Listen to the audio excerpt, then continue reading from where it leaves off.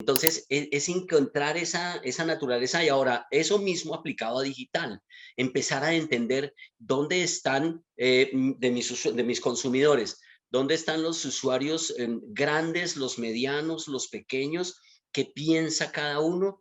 Es un poco eso, estar poniendo la vara permanentemente arriba, porque si no, fritos muchachos, ahí sí que nos quedamos colgados.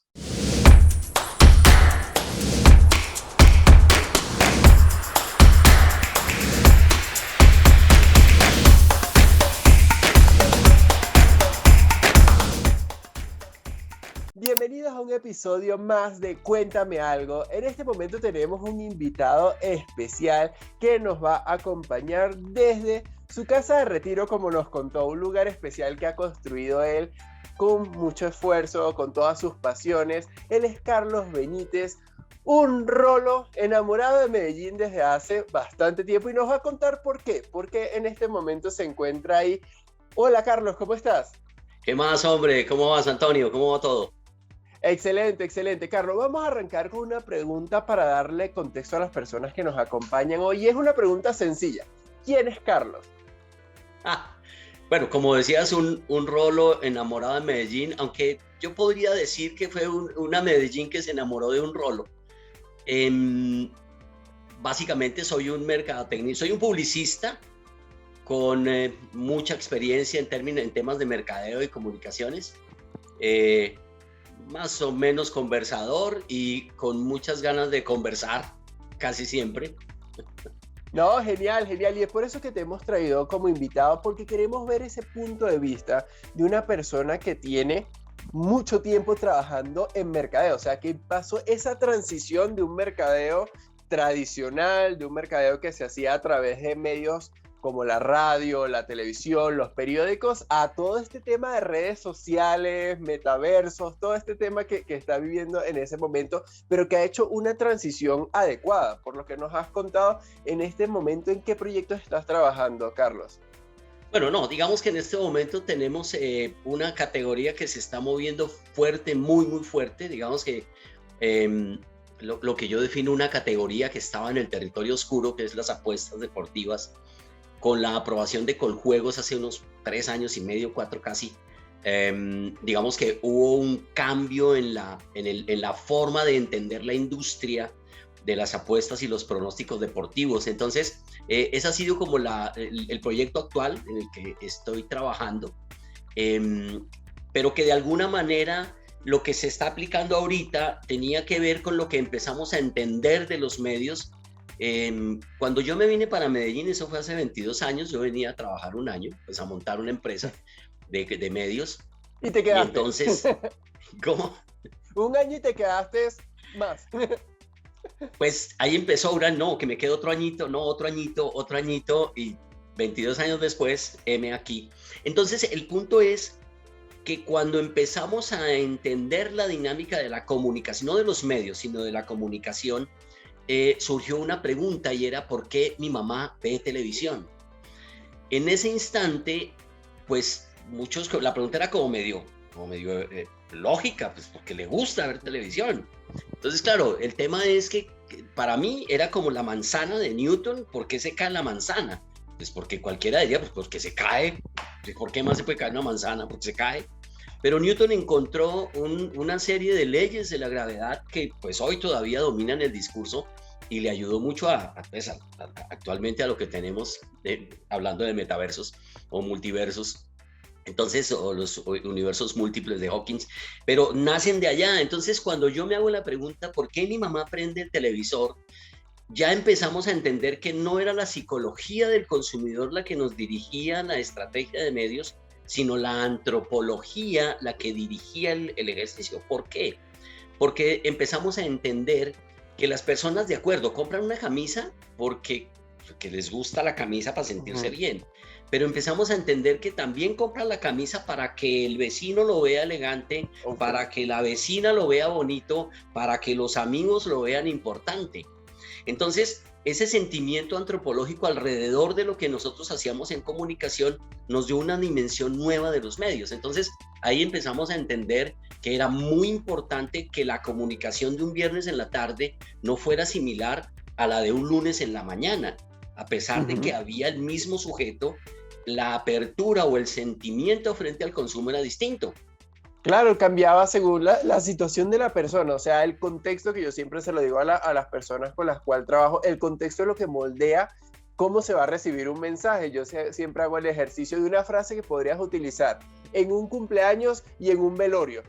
Literalmente la misma frase va a cambiar, es el contexto, y la persona lo puede recibir totalmente diferente según la situación que esté viviendo. El entorno editorial, sí. En ese entonces hablábamos de los momentos de apertura o el instante en el que la necesidad hace crisis. Entonces, cuando la necesidad hace crisis y usted está, bingo, hace más el cerebro, y entonces ya empezó la neurociencia, el neuromarketing. Entonces, cómo es importante las palabras para que hablarle al cerebro reptil y que el límbico lo procese, para que la neocorteza lo racionalice y lo grabe. Entonces, las palabras importantes para que el cerebro reptil entienda lo que le quiero decir e inmediatamente tome alerta sobre lo que le voy a plantear, y que ese planteamiento que le haga satisfaga una necesidad o un instante o alguna cosa que tenga en ese momento, de tal suerte que mi producto solucionaba todo un drama emocional de miedo, susto, preocupación, falencia, lo que fuera. Entonces ahí arrancaba el tema de ya después, para ese entonces todavía, hace 20 y pico de años, todavía no teníamos a un Google robusto, pero un par de años más adelante ya empezaron a entender la fuerza de la palabra, y ya uno no compraba pautas, sino negociaba palabras. Exacto. ¿Cómo fue ese momento bisagra en encontrarte, ok, mira, ya no vamos a comprar publicidad en el periódico como lo hacíamos antes, vamos a empezar a comprar en Facebook, en un Facebook recién nacido con todos los errores y pros que tenía? Sí. Bueno, digamos que empezaron, claro, en ese momento todos estábamos aprendiendo. Entonces, digamos que una de las primeras cosas que nos planteaban era el ecosistema. Entonces, el ecosistema, que hoy ya se vuelve programática. Entonces, el ecosistema era cómo podríamos tener a nuestro usuario, a nuestro sujeto, en qué espacios, en qué lugares, dónde lo encontrábamos. Igual que como en los medios masivos. Entonces, ¿dónde encuentro a las mamás? ¿Dónde encuentro a mi mamá que le gusta ver televisión después de las 2 de la tarde? Pues yo no le pauto, no voy a hacer comunicación por la mañana, porque ella no está frente al televisor, pero en la tarde sí. Entonces, tratar de entender dónde estaba nuestro usuario para llegarle con algún tipo de comunicación. Entonces, eran básicos, eran los pop-ups, y recuerdo que trabajamos en ese entonces, por supuesto que un poco antes de eso, porque yo entro a la parte digital cuando ya se han avanzado algunas cosas. Yo seguía manejando medios masivos. Lo digital para nosotros estaba en un territorio que se llamaba el BTL. Entonces existían los medios ATL, que eran los que estaban arriba de la línea, y los BTL, que eran como los abajo de la línea, los tácticos. Y dentro de esos tácticos pues estaba lo digital. Entonces, lo digital, dentro del presupuesto inclusive de comunicación y medios, tenía pues un 5% de la inversión, porque nadie entendía cómo funcionaba esa vaina. Y cuando uno ponía en televisión y vendía, pues yo ¿para qué quiero digital? No entendíamos cómo funcionaba todavía el modelo.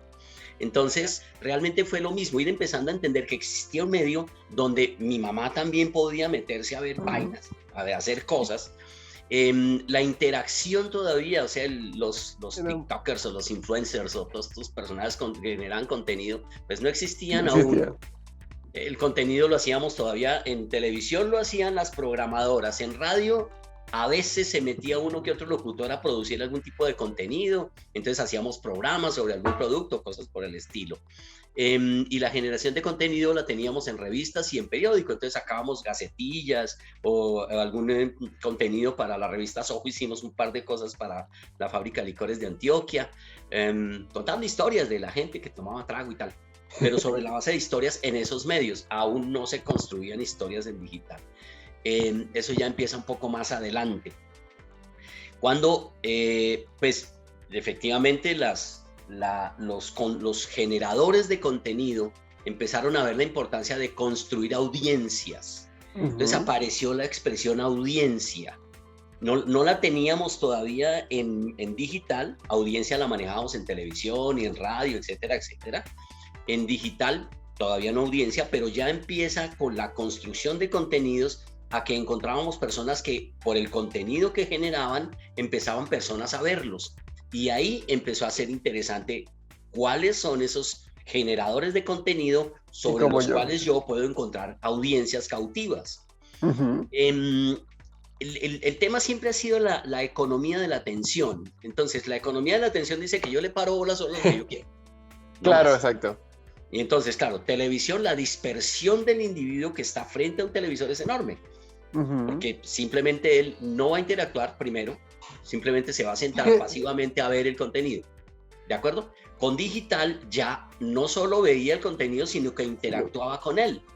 Entonces ya esa doble vía generaba unas audiencias cautivas que nos permitían a nosotros tener cierta tranquilidad con respecto a lo que hacíamos con ese contenido. Uh-huh. Entonces ahí empezamos a comprar contenidos, ya la programática apareció, el discurso de la programática, donde yo pongo mi pauta publicitaria en aquellos lugares donde el sujeto quiere ver deportes, ¿no más? Uh-huh. ¿Listo? En televisión no teníamos eso todavía, salvo que pautáramos en el noticiero o en la novela, pero no había como esa segmentación. Esa altísima segmentación que tenía digital. Seguíamos todavía un poquito con la inquietud de que las audiencias grandes me las da televisión, y las audiencias pequeñas pero cautivas me las da digital. Seguía entonces siendo digital todavía ya salió del BTL, del BTL, sale de ahí y ya se habla de digital. Entonces ya le dimos un nombre. Exacto, una categoría separada, o sea, ya prácticamente está en... Ya era un niño al que había que pararle más bolas. Exacto, ya dejó de ser, una línea a convertirse, yo digo que en un triángulo, porque está exacto, está ATL, está BTL y está de aquel lado está digital. Que no caben los dos.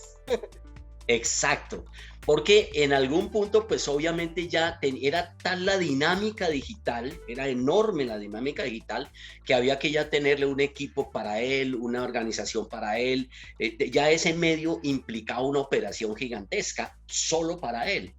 Entonces, algunas compañías empiezan a montar su operación todavía muy en pañales. Cuando hablando ahora de la bisagra, recuerdo un retail con el que yo trabajaba. Entonces, el retail decía en su momento, el 1% de mis ventas, en ese entonces vendían 8 billones de pesos. Era un grupo de retailers. Okay. Vendían 8 billones y querían vender el 1% por digital. Lo intentaron, pero no pegaba, se hicieron un montón de pruebas. Recuerdo que teníamos un aviso en el metro, donde la persona con un código QR podía decir qué productos quería, e inmediatamente entraba en una canasta y le llegaba a la casa. No lo logramos. No pegó. No funcionó, la gente todavía le sentía como miedo a ese tema de comprar, y más que en el metro me bajo en la estación y me dicen que yo eso me va a tumbar. Sí, esto es loco, esto no es. Pero entonces ya más adelante empieza ya a mejorarse el ejercicio. Eso por el lado de los retails que empiezan ya a empujar mejor, a manejar de manera diferente la venta por internet. Después, algunas compañías con las que trabajaba empiezan ya a generar contenido. Okay. En esta primera casa de apuestas que te cuento donde estuve, porque después me llamaron de otras por la experiencia acumulada. Exacto, porque si uno lo hace bien, lo llaman. O sea, esa es una cosa que tiene uno el marquetero, que si uno le va bien en un lugar, se lo quieren tumbar y lleva para otro. Sí, de acuerdo. Entonces, nada, digamos que en principio lo que empezábamos a evaluar era que si yo tengo usuarios que van a mi página, yo además de tenerle lo que él está buscando, que le estoy dando, voy a darle contenido, voy a darle información. Entonces, aquí aparecía un poco lo que descubríamos con la pregunta ¿por qué mi mamá prende el televisor? Entonces empezábamos a entender que es que los medios, cualquier medio de comunicación, el que sea, tiene que tener 4 dimensiones o 4 frentes sí, 4 cosas que debe entregarle a la persona. Debe ayudarle a vigilar el entorno, qué está pasando. Entonces los noticieros, esta carrera, vigilancia del entorno se llama. Construcción de habilidades y destrezas, es decir, el medio me tiene que enseñar algo, tengo que aprender algo de ahí, del medio. Elevar estados de ánimo, me tiene que hacer sentir bien, cómodo y más o menos feliz con lo que estoy aprendiendo, con lo que estoy conociendo. O entendiendo lo que está pasando alrededor mío. Y socializar, la socialización, la capacidad que tiene un medio de construir conversación para los amigos. ¿Listo? Entonces, hay medios que tienen, digamos que la vigilancia del entorno es muy de los periódicos, eso es de ellos. Yo me informo, conozco, sé qué está pasando, las noticias y tal. La radio es muy de elevar estados de ánimo. Entonces yo pongo musiquita, pongo bailecito y toda esa cosa. Quiero habilidades y destrezas, antes me voy a televisión en Discovery Channel o en Nat Geo, cosas así por el estilo. Entonces, ¿qué empezamos a entender de digital? Que ofrecía las 4. Entregaba las 4. Yo desde la pantalla de mi computador podía meterme a ver en YouTube chistes, conversaciones o a ver un profesor de matemáticas enseñándome.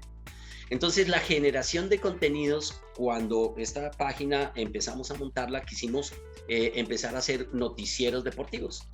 Teníamos noticieros deportivos y transmitíamos desde el estadio y entrevistábamos a las personas y a los... ¿Cómo cree usted que era el partido? Hacíamos una especie de contenido muy primitivo. Debo reconocer que era primitivo porque estábamos empezando a entender cómo funcionaba el tema. Entonces, pero bueno, digamos que ese tipo de cosas ya algunos anunciantes, unos clientes con los que he trabajado han empezado a generar sus propios contenidos. Primitivamente, repito, porque pues aparece TikTok, hermano, y cuando aparece TikTok... Cada vez sube más la vara, me imagino que la creación de contenidos, y es cuando uno ya lo domina, vienen y toma un palazo, viene y te crean otra cosa y tú dices como, ajá, bueno, vamos de nuevo otra vez. Sí. Y algo importante, Carlos, a partir de esa experiencia que nos muestra, que nos cuentas, te quería preguntar cuáles son esas embarradas que tú dirías, mira, estas son las 3 embarradas que yo he visto en la creación de ese momento bisagra, de, ok, mira, esas empresas que iban muy bien en su plan de mercadeo tradicional, vino digital y les dio una cachetada. Bueno, digamos que errores eran todos. Yo realmente siempre me he concentrado es un poco en que la marca, se respeta la marca como marca, me explico. Hay un tema que normalmente se trabaja en comunicación y publicidad, que es el awareness, la conciencia de marca. ¿Qué es el awareness, el brand awareness o la conciencia de marca?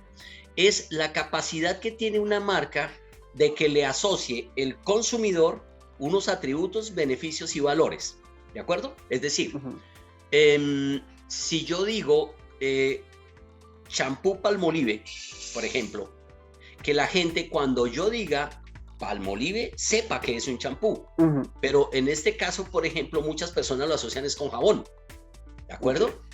Entonces, que yo, por ejemplo, pueda decir Wplay y la gente inmediatamente diga, ah, ese es una casa de apuestas, por ejemplo, o que diga Avianca, es una aerolínea. Que cuando yo diga Bianca, la gente no me asocie con crema dental, por ejemplo, ¿de acuerdo? Entonces, es muy importante que tengamos en cuenta eso. Cuando yo suelto una marca, necesito que la gente lo posicione en una categoría de consumo, porque nosotros los usuarios compramos categorías. Entonces, la categoría la categoría del pelo.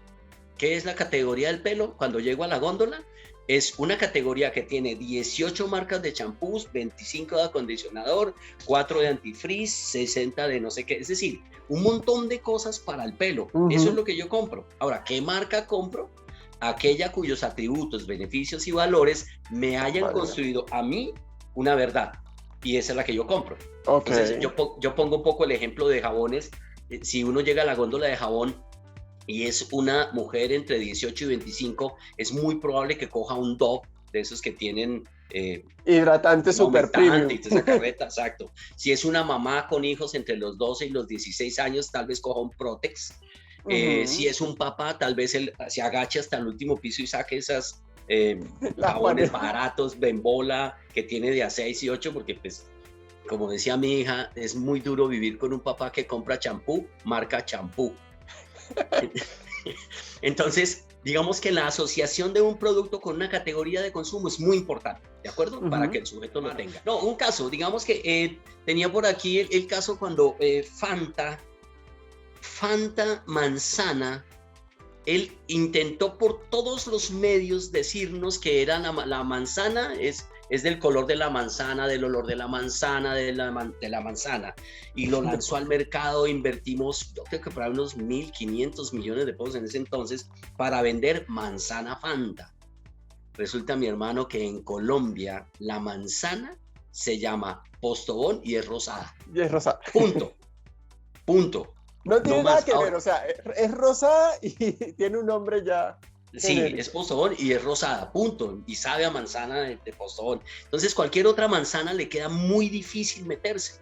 Es muy complicado. Entonces, y es un poco parte de esos errores que en algún punto con digital también hay que tener cuidado. Es decir, si yo voy a lanzar una marca, debo tener clarísimo qué es lo que tiene el sujeto en su cerebro. Porque la gente no cambia así normalmente. La crema, como la salsa de tomate en Colombia es fruco y es roja. Si usted saca una salsa de tomate verde, no te la van a comprar, no te funciona. Entonces, bueno, nada, era ese, y pues hay muchos casitos ahí recuerdo el Ley, Almacenes Ley, vendía cacharrería, era donde vos ibas y comprabas la trampa del ratón, los confetis para la fiesta, todas esas cosas. Y alguien algún día dijo, pues vamos a vender de eso mismo, pero importado, entonces hagamos los Super Lays. Entonces subieron el estatus. Resulta que las personas que compraban en el Ley me lo pusieron más caro. Cacharrería. Entonces cuando pusieron el Super Ley, la asociación mental de las personas fue, ahora me pusieron lo mismo que vendían allá, pero más caro. Pero más caro. Entonces el Ley empezó a perder clientes, porque sintió que le empezaron a vender caro, que ya le vendían caro. Exacto, ¿no? Y eso es algo que las marcas deben tener mucho en cuenta al momento de trabajar tanto su posicionamiento de marca, como nos dice Carlos, que es experto en ese sentido, de oye, mira, ¿cuáles son tus atributos? ¿Cuáles son tus beneficios? ¿Y cuáles son tus valores? Siempre tienes que mantenerte con ellos y estar muy claro de también cómo te ve la persona, porque vamos a decir que tú puedes tener claro esas tres cosas, pero ¿cómo te ve el público? ¿Cómo te ve el tercero? ¿Te ve igual que con esos valores? Sí, ¿no? ¿Cómo los puedes ir adaptando? Pero algo importante que le gusta siempre a nuestros oyentes, Carlos, es conocer a la persona. Yo sé que tú eres un apasionado, más allá de tu trabajo, por actividades muy puntuales, y una de esas es la madera. Cuéntanos un poquito de esa pasión. Bueno, no, realmente es, a ver, todo nace en Necoclí. En Necoclí están todos los palos del mundo, de todas las formas posibles y de todas las estructuras posibles.